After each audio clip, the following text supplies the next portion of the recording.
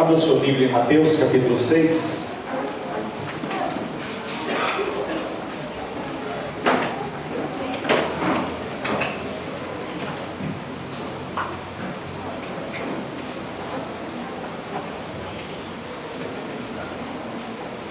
Mateus capítulo 6.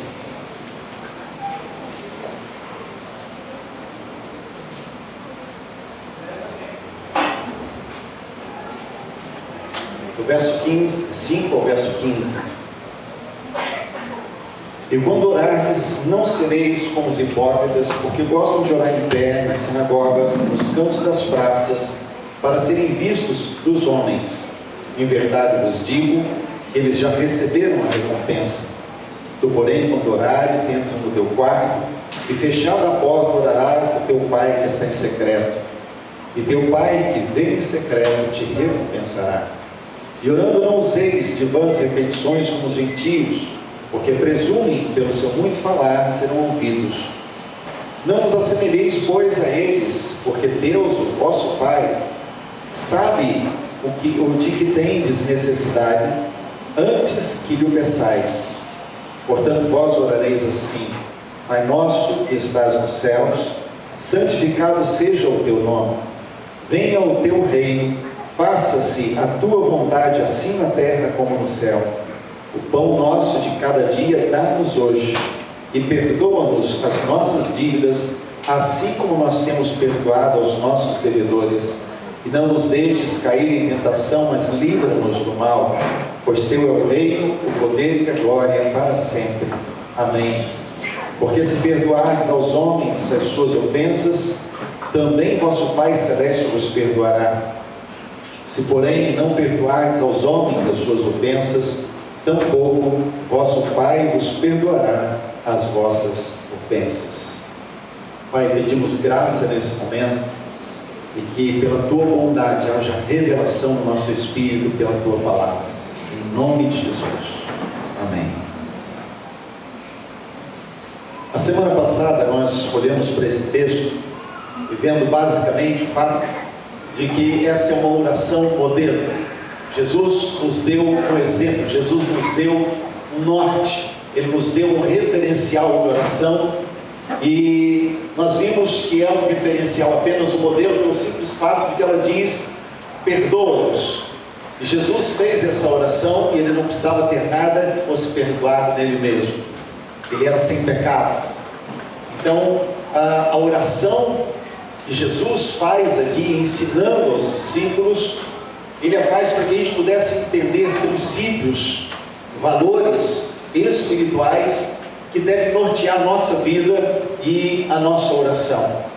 E quando nós entramos na oração, particularmente, Jesus diz: portanto, vós orareis assim. E Ele começa com Pai.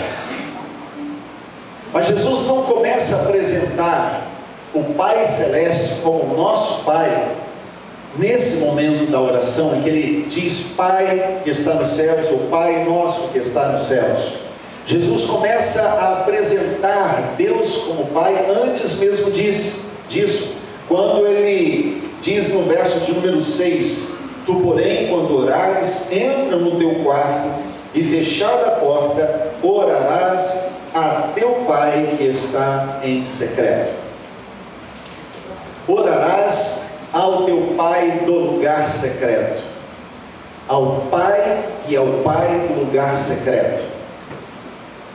Então Jesus, ele já está deixando claro que a essência do que Ele está passando, do que Ele está ensinando, tem a ver com a compreensão da paternidade de Deus, a compreensão de que Deus, Ele se revela como Pai, e que o nosso relacionamento com Ele, ou o relacionamento que Deus espera que nós tenhamos com Ele, é esse relacionamento de filiação.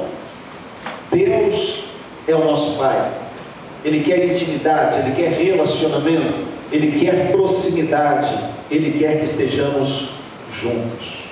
Por isso Ele é o Deus do lugar secreto, do quarto secreto, né? Porque aqui Ele está falando, fazendo um contraponto, né, àquela situação que Ele descreve antes. Olha, não sejam como os hipócritas.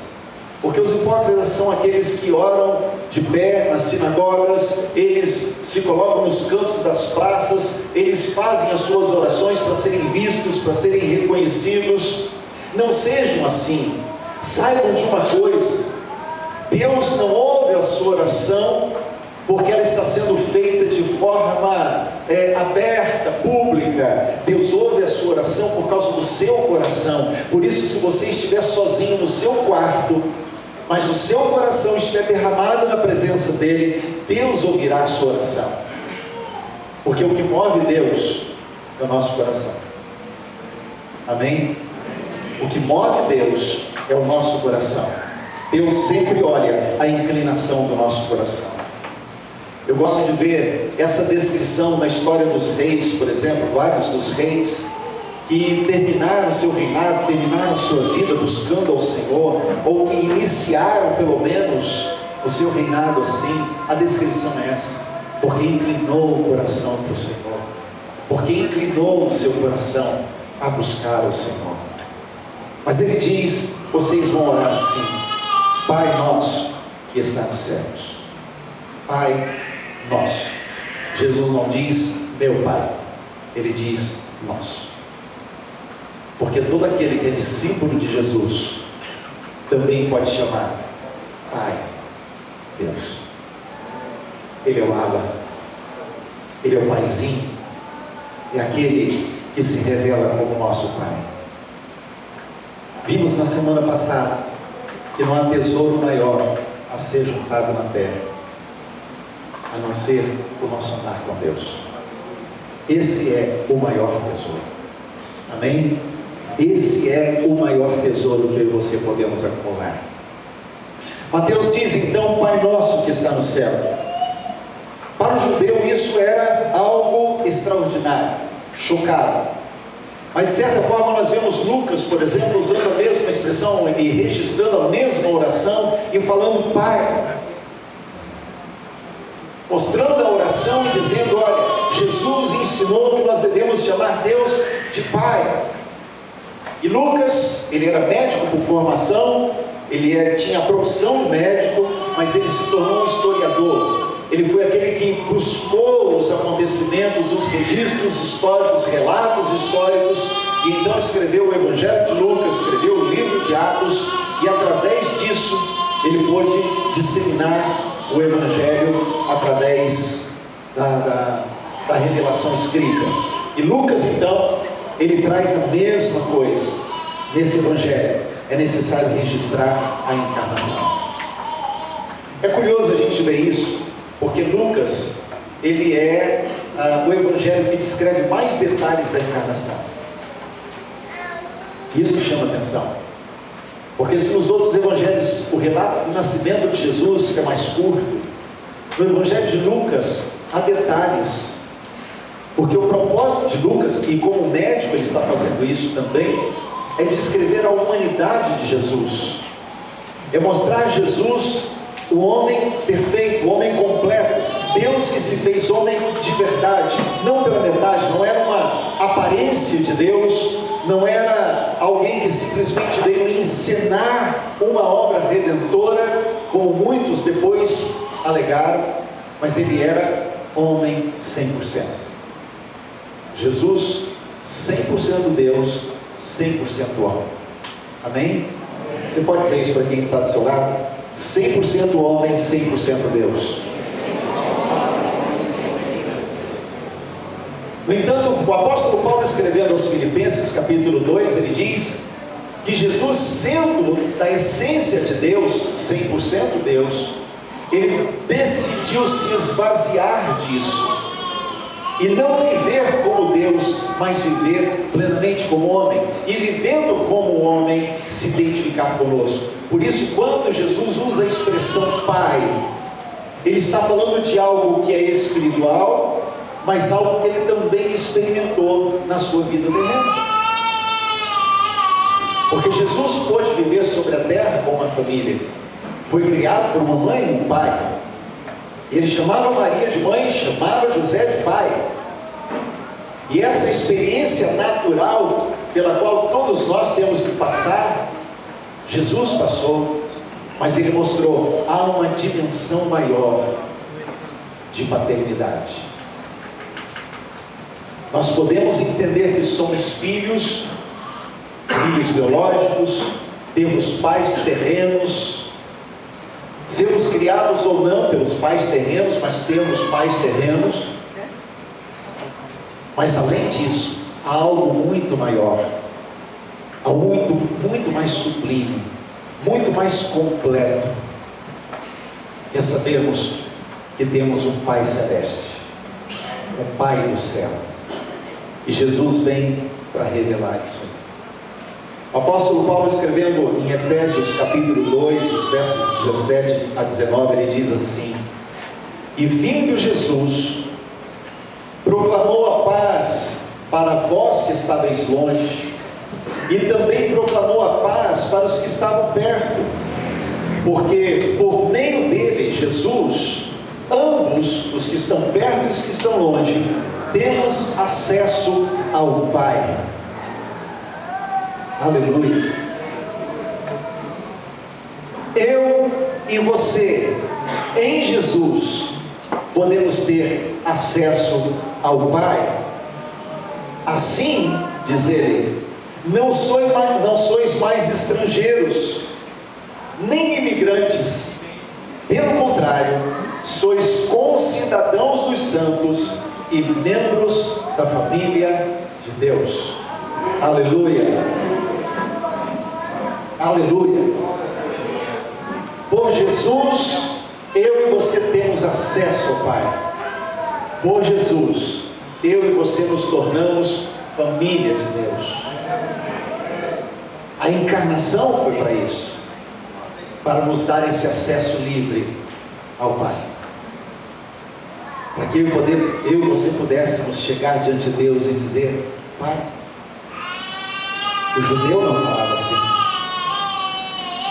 O medo, o temor, a ideia de um Deus distante, apenas todo-poderoso, Criador, que castiga o ímpio e que abençoa o seu povo Israel, essa ideia do Deus distante fez com que o judeu não tivesse a revelação de um Deus paterno. Embora por todo o Velho Testamento a gente vê Deus deixando claro que o seu interesse sempre foi trazer o povo para perto de si, para que o povo pudesse ser a revelação da filiação de Deus, o seu Pai. Deus sempre desejou isso. E agora em Jesus, eu e você temos acesso. Amém? Ele diz: vós orareis assim: Pai nosso que está nos céus, santificado seja o teu nome, santo seja o teu nome, honrado seja o teu nome, separado seja o teu nome. A palavra santo quer dizer separado, e quando ele está dizendo aqui santificado, então ele está falando separado, separado do pecado, separado da nossa iniquidade, puro, perfeito. Santo é o teu nome, honrado seja o teu nome, porque o Senhor é o Deus que é Pai que não falha, Pai presente, Pai que não abusa, Pai que entende a dor. Aleluia. Mas ele diz mais aqui. Se você fechou sua Bíblia, abre Mateus 6, olha para a oração, veja que ele diz: Pai nosso que está no céu, santificado seja o teu nome, venha o teu reino, faça-se a tua vontade, assim na terra como no céu. É curioso, porque se num verso ele está dizendo Pai, no seguinte ele está dizendo que ele é rei. Se no momento ele está dizendo, olha, aproxime-se dele num relacionamento pai e filho, no outro versículo Jesus está dizendo, nunca perca de vista de que ele é Senhor. E aí que muitas vezes nós não conseguimos equilibrar essas duas visões, porque vemos Deus como Pai amoroso, vemos como um Deus que cuida, o Deus presente, o Pai que está sempre conosco, que é o nosso provedor, cuidador, que nos abençoa, que nos ama incondicionalmente, mas nos esquecemos muitas vezes que a mesma oração que nos revela Deus como Pai amoroso, nos revela Deus Senhor. E é por isso que ele está dizendo aqui: venha o teu reino. E não existe reino se não há rei. E o reino só se manifesta se há súditos. Amém? Não há reino se não há rei. E havendo rei, o reino só se manifesta se houver súditos. E a ideia da oração é essa: venha o teu reino, porque aqui há súditos. Porque aqui há aqueles que se submetem. Por isso é sério fazer essa oração. E ainda que ela fosse apenas repetida, ela precisa trazer consigo um entendimento para o nosso coração, de que quando nós oramos: Pai, venha o teu reino, venha o teu governo, venha, porque há aqui alguém que se submete a ele. Venha o teu reino, porque alguém aqui reconhece o teu governo, reconhece que o Senhor está no comando. Venha o teu reino, porque aqui alguém está pronto para obedecer. Porque senão, amados, é incoerente, fica sem sentido fazer uma oração como essa, se o meu coração não tem a disposição de submissão e obediência plena. A grande questão que acontece conosco muitas vezes é que nós somos seletivos na nossa obediência. É assim ou não é? É isso mesmo. É o que acontece conosco, somos seletivos. Ou seja, eu me submeto a essa ordem, aquela eu não submeto. Essa aqui eu estou pronto a obedecer, essa aqui eu não concordo muito não, essa aqui eu acho que está certo, aquela eu acho que não está muito legal. E começamos a selecionar o que vamos obedecer ou não. E aí às vezes até pulamos trechos da Bíblia, né? Tem textos que a gente não gosta de ler, porque nos confronta, nos chama a obediência. E se nós entendemos que Deus é Senhor, temos que mudar a nossa postura, o nosso jeito de ser, a maneira de fazer as coisas, temos que ser mais obedientes.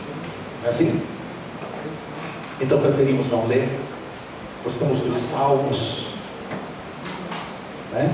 Gostamos de textos que são amenos, que não nos confrontam, ou pulamos, ou fingimos que não ouvimos, porque não queremos mudar.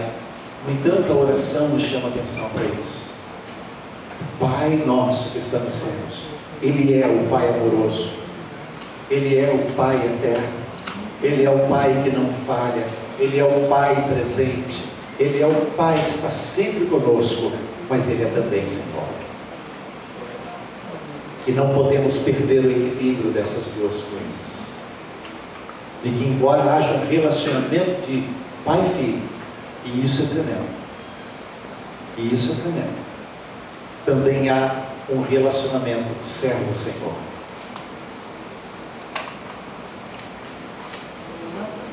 É por isso que Jesus, Ele deixa claro: não podemos servir dois senhores. Não podemos servir dois senhores, porque ou vamos agradar um, desagradar outro, ou o inverso. Então temos que aprender que há um só Senhor. Quando o povo sai do Egito e chegam então ao Monte Horebe, ao monte de Deus, Moisés sobe ao monte e traz do alto uma palavra da parte de Deus. Querido, nunca se esqueça disso. Foi a primeira palavra trazida de Deus do alto do monte para eles. O primeiro mandamento não foi nem: amarás o Senhor teu Deus de todo o teu coração. E aí vai os 10 mandamentos. Quando Deus traz a lei através de Moisés, a primeira coisa que Deus fala através dele é: ouve Israel, o Senhor nosso Deus é o único Senhor. Não divida o teu coração com ninguém. Não divida a honra dele com mais ninguém. Não divida a glória dele, a atenção que você deve dar a ele. Não divida o seu coração, não divida a sua obediência. Lembre-se, ele é o único Senhor.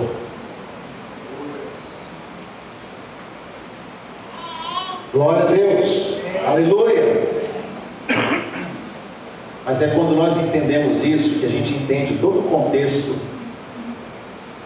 do capítulo 6 de Mateus. Você fechou sua Bíblia, abre outra vez.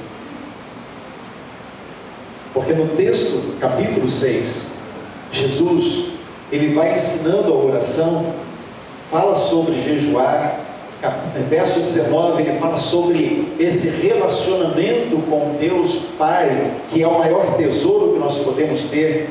Mas há algo interessante, né? O verso 24, quando ele diz: ninguém pode servir dois senhores, porque há de aborrecer de um e amar ao outro, ou se devotará a um e desprezará o outro. Não podeis servir a Deus e as riquezas.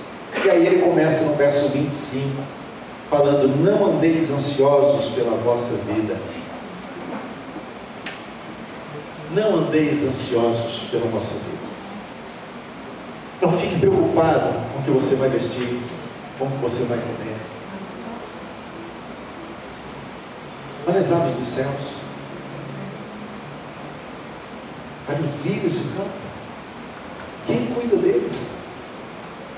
Você vale muito mais do que as aves dos céus e os lírios do campo. É isso que Jesus está falando.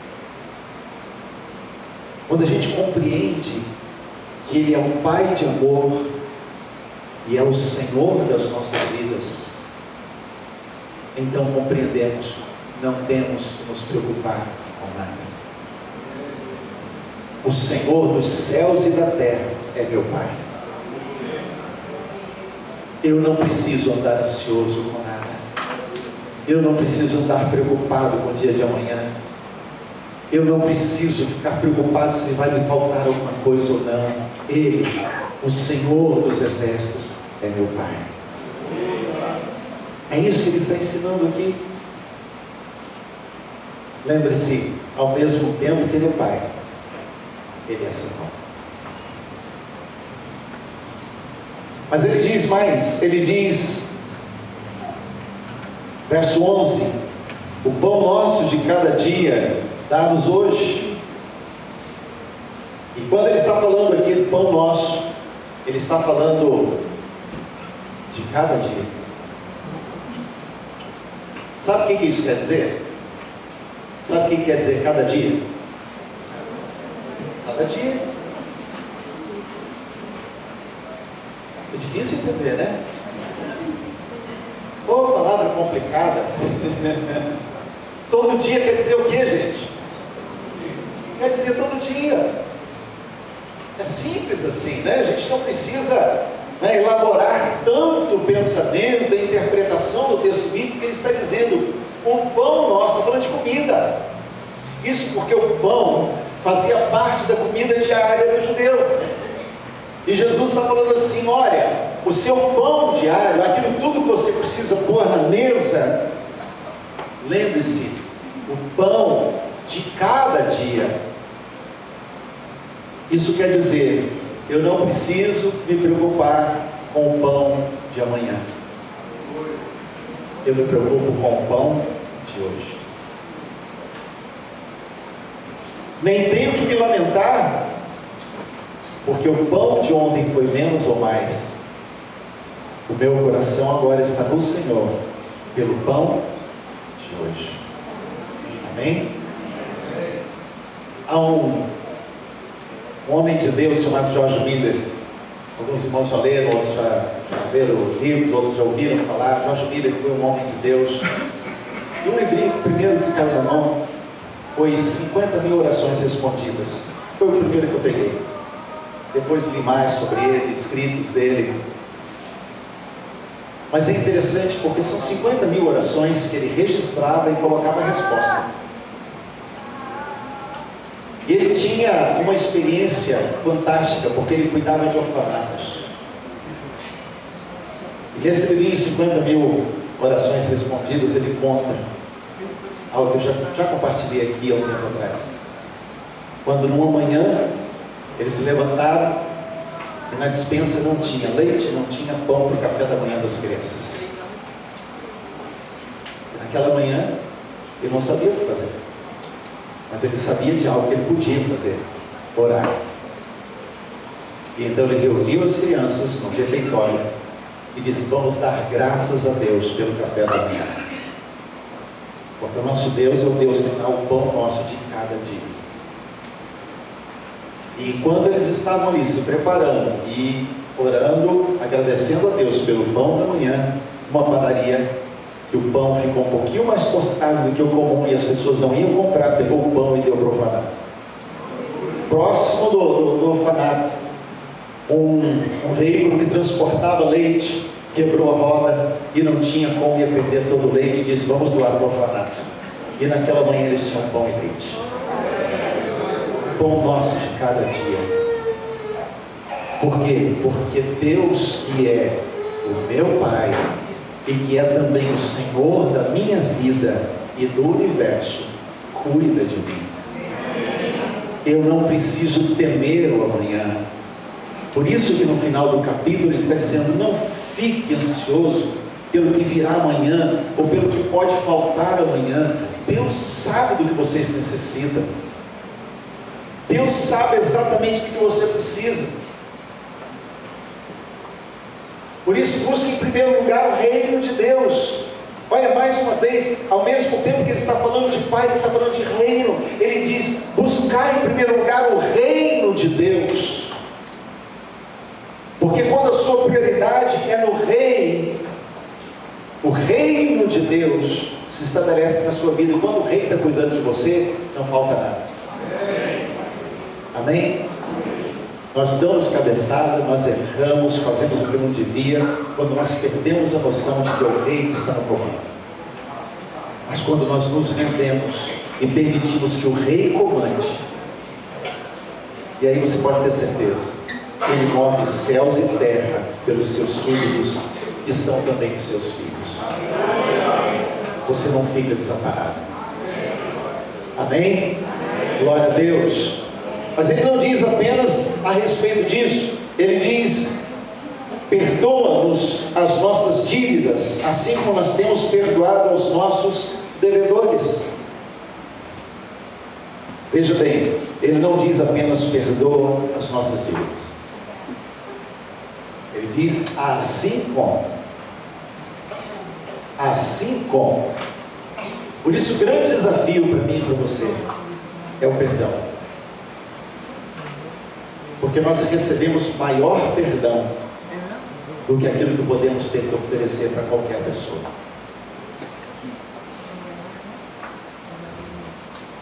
Perdão é uma ordem. Efésios 4:32. Antes, sede uns para com os outros benignos, compassivos, perdoando-vos uns aos outros, como também Deus em Cristo vos perdoa. Às vezes é difícil, né? Às vezes é complicado.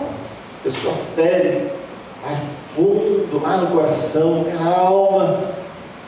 A gente diz: não perde por esperar. Vai ter troco, né? Porque a gente na verdade não quer perdoar. Mas ele diz: como Cristo nos perdoa. E aí a gente é confrontado. Deus é Pai, mas Deus é Senhor. E o Senhor, que é Pai, diz: perdoa.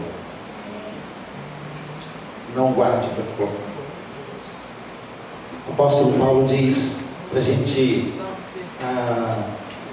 perdoar como Cristo perdoa. E a gente perdoa pela metade? Qual foi o tamanho do perdão que Jesus te deu?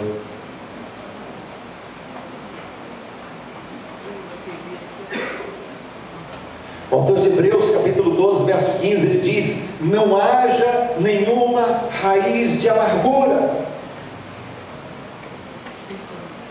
Não permita que brote nenhuma raiz de amargura no seu coração. E o que faz a amargura brotar e enfermar a nossa alma, nos tornar enfermos, primeiro por dentro, depois por fora, é a falta de perdão. Quantas enfermidades podem ser curadas apenas com perdão?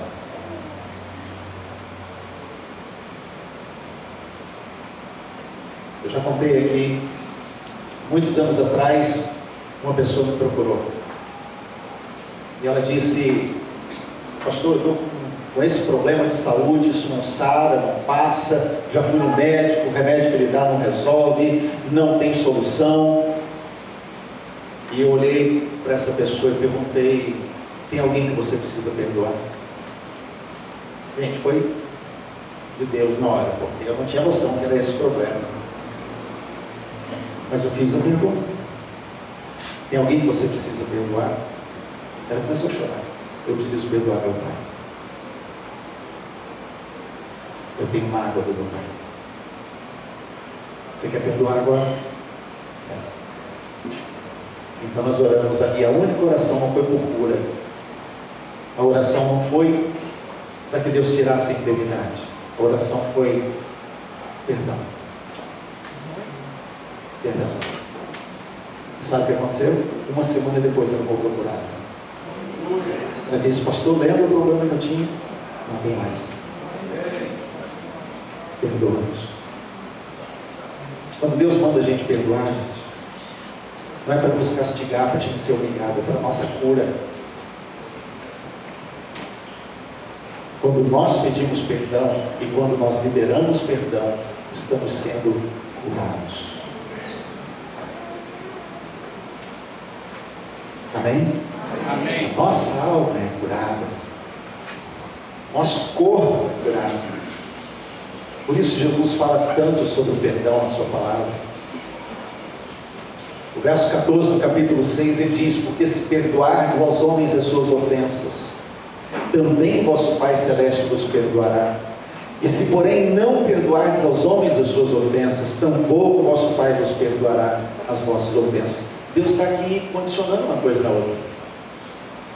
Quanto mais eu demoro liberar perdão para o outro, mais eu demoro a usufruir o favor do perdão de Deus. Não é que Deus não queira perdoar, o perdão já foi provisionado na cruz, mas eu não experimento a bênção daquele perdão se eu não estou disposto a liberar da minha parte também o perdão. Amém? Isso, para quem está do seu lado: o perdão é cura.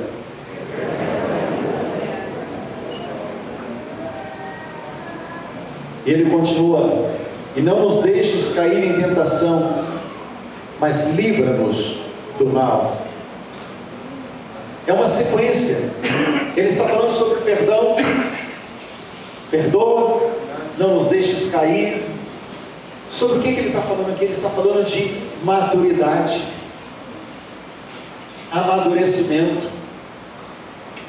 Ele está dizendo: olha, você é filho, você está aprendendo a se relacionar com o Pai. Lembre-se de uma coisa, lembre-se disso: perdão. E lembre-se, cresça, não caia facilmente. Saiba que é no Senhor que você vai se manter de pé. É Ele quem vai te sustentar de pé. Por que Jesus iria orar: não nos deixes cair em tentação? Será que é porque Deus gosta de deixar a gente cair em tentação? Ou será que é porque Deus, o Pai, é a única fonte capaz de nos manter de pé sem cair em tentação?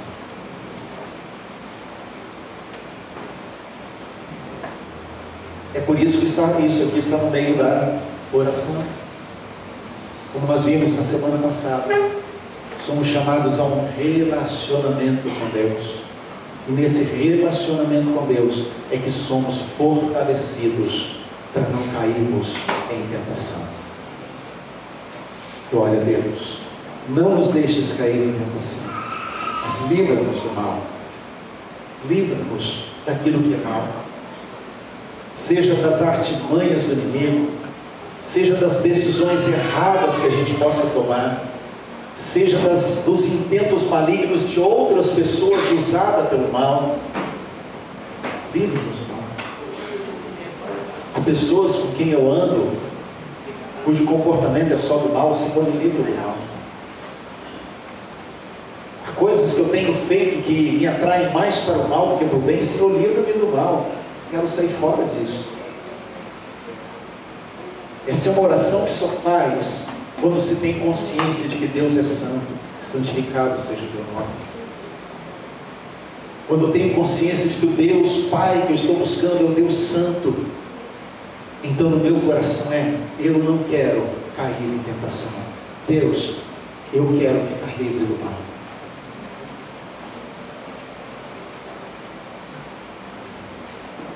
E então, ele conclui: por teu é o Rei, o poder e a glória para sempre. Amém. Porque tudo resulta em adoração. Tudo caminha para reconhecer que a glória é dele. Pai, Senhor, provedor, o Senhor é santo, e que por isso eu estou disposto a perdoar como Ele me tem perdoado, a fugir do mal, porque Ele me dá força para resistir à tentação. E quando eu começo a andar nesse relacionamento com Ele, a glória dele, a glória dele, Deus passa a ser glorificado no mundo, pois teu é o reino, teu é o poder e tua é a glória para sempre. Amém. Amém. Essa é a oração que Ele nos ensinou. E ela é tão simples, sem elaboração, sem palavras difíceis, mas apenas nos chamando a um relacionamento sincero e transparente com Deus. Ele é Pai, mas Ele é Senhor. Amém. Vamos ficar de pé.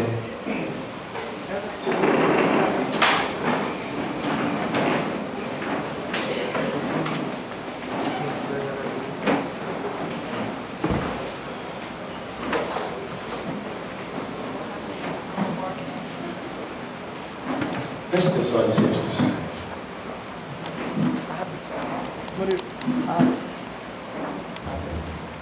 Eu quero convidar você nesse momento a cantar, mas como uma oração cantada.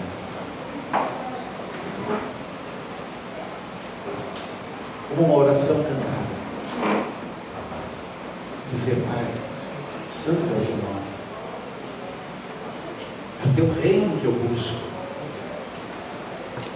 Portanto, seja feita a tua vontade, aqui na terra, como ela é feita no céu.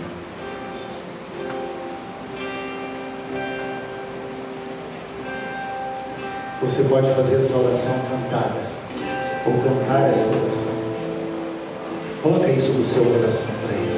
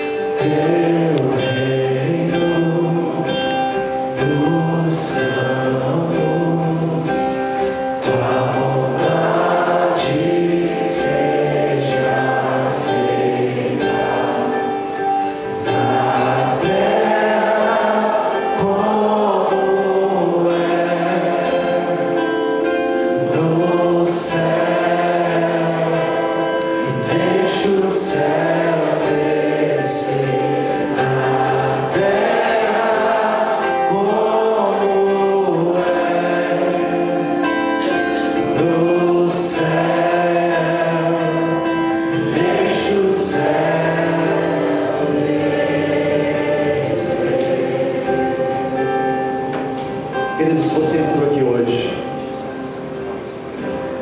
e há algo que você precisa entregar ao Senhor, Ele é Pai amoroso, que te conhece por dentro e por fora. Mas Ele é também Senhor. E Ele tem autoridade absoluta sobre a sua vida. Mas você precisa reconhecer isso. Aceitar ser amado. E decidir, venha ao teu reino. Porque aqui está alguém que quer se submeter ao teu governo. E se você sente hoje, esse é um tempo de fazer essa declaração ao Senhor, sai do teu lugar, vem aqui à frente, vamos fazer isso juntos. Vamos fazer essa oração cantada. Pai, venha ao teu reino, seja feita a tua vontade, porque há aqui alguém disposto a obedecer.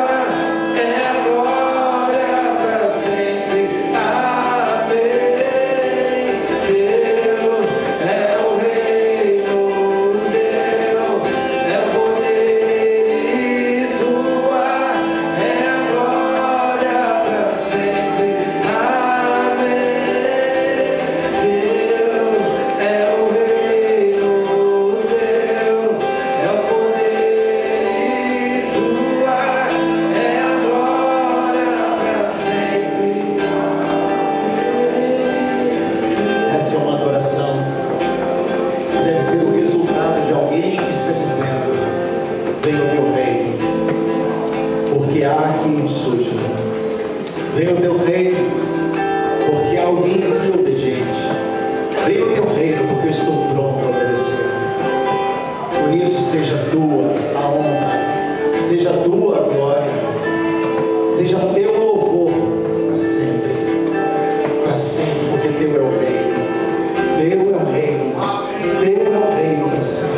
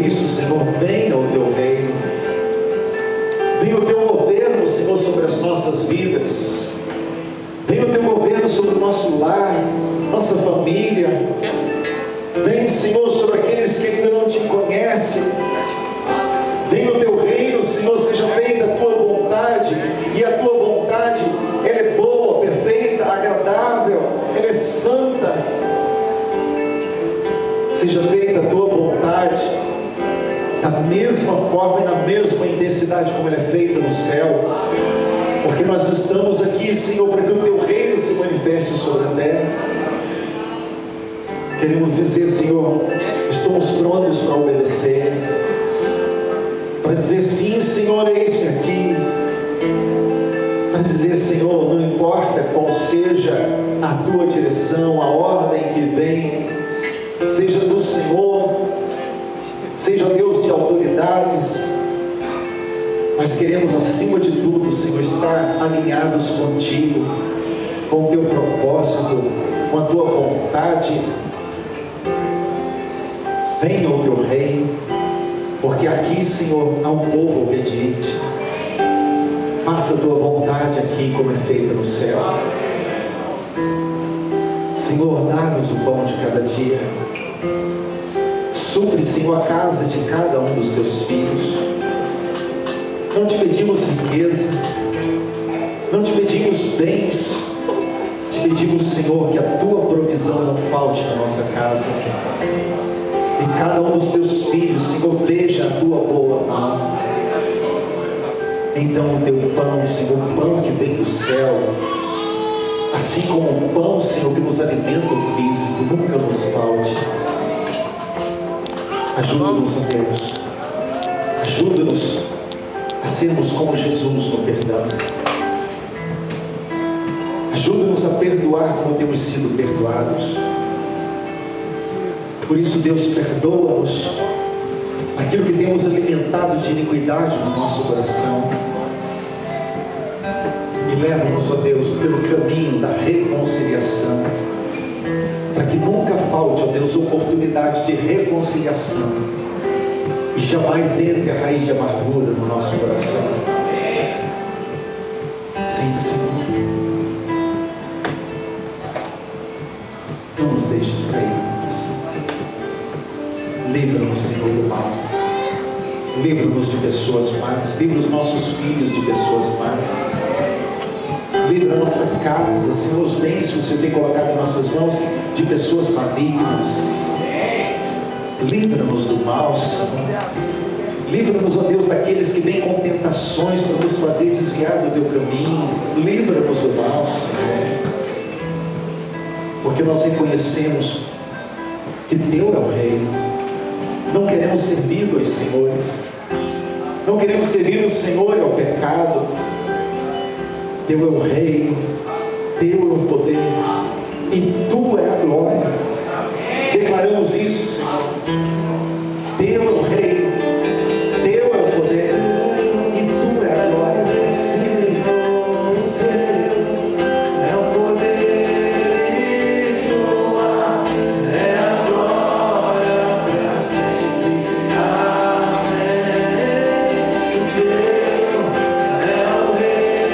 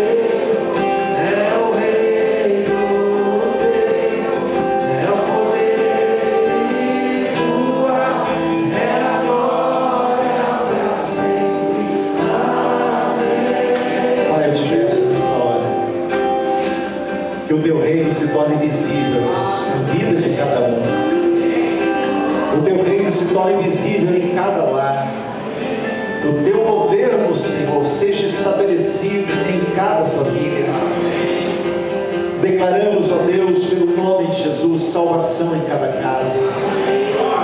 Declaramos, ó Deus, restabelecimento do teu reino, Senhor, aqueles que desviaram o coração de ti. Declaramos aqui, Senhor, sobre a vida de cada um dos teus filhos, bênção sobre medida, de tal forma que não apenas cada um dos teus filhos aqui seja abençoado, mas abençoe a outros. A tua graça se estenda sobre eles e se estenda sobre cada um com quem eles convivem cada dia. Em nome de Jesus. Em nome de Jesus. Amém. O Senhor te abençoe e te guarde. O Senhor faça resplandecer o seu rosto sobre ti e tenha misericórdia de ti. O Senhor sobre ti levante o seu rosto e te deixe em paz.